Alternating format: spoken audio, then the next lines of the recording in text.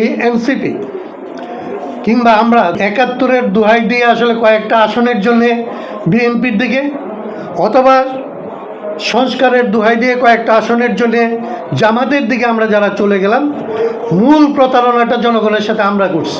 আমরা আসলে নিজেদের প্রতারণা ঢাকার জন্যে সবসময় বিএনপি কিংবা জামাত ইসলামী কিংবা আওয়ামী লীগ এদেরকে প্রতারক হিসেবে বলতে চাই। সংস্কারকে কারা গুরুত্বপূর্ণ করছে?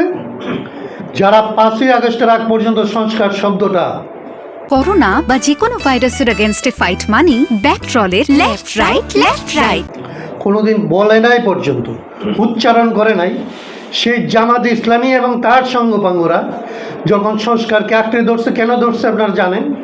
যে ২৪কে আঁকড়ে ধরে সে আসলে ৭১কে ঢেকে দিতে চাইছে।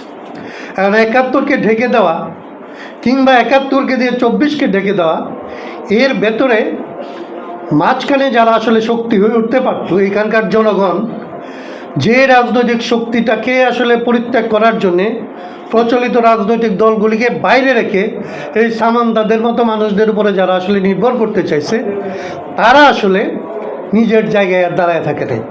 গণতন্ত্র মঞ্চ এবং এই এনসিপি কিংবা আমরা যদি বলি, ওইভাবে নাম না ধরে বলি, যে আমরা যারা আসলে বাংলাদেশে একটা নতুন রাজনীতি তৈরি করব বলে আসলে দাঁড়াইছিলাম, আমরা যে মাঝপথে দাঁড়ায় থাকতে পারলাম না। আমাদের নেতৃবৃন্দ যে হয় ৭১-এর দোহাই দিয়ে আসলে কয়েকটা আসনের জন্যে বিএনপির দিকে, অথবা সংস্কারের দোহাই দিয়ে কয়েকটা আসনের জন্যে জামাতের দিকে আমরা যারা চলে গেলাম, মূল প্রতারণাটা জনগণের সাথে আমরা করছি। আমরা আসলে নিজেদের প্রতারণা ঢাকার জন্যে সবসময় বিএনপি কিংবা জামাত ইসলামী কিংবা আওয়ামী লীগ এদেরকে প্রতারক হিসেবে বলতে চাই। এরা যে প্রতারক বাংলাদেশের মানুষ তো এটা জানে। এরা যে প্রতারক এটা তো অনেক আগে থেকে পরিষ্কার। এরা প্রতারক বলে এরা ১৭ বছর আন্দোলন করছে, জনগণ তাদের পেছনে জড়ো হয় নাই। জনগণ জড়ো হয়েছে তাদের পেছনে যাদেরকে মানুষ এর আগে আসলে পরীক্ষা নেয় নাই, যাদেরকে মনে করছে যে এরা পরীক্ষিত, এরকম প্রতারক না। সেরকম জন্যেই এই সমস্ত অজ্ঞাত মানে অখ্যাত তরুণদেরকে জাতির নেতা হিসেবে ভালোবেসে তাদেরকে সামনে দাঁড় করাইছিল।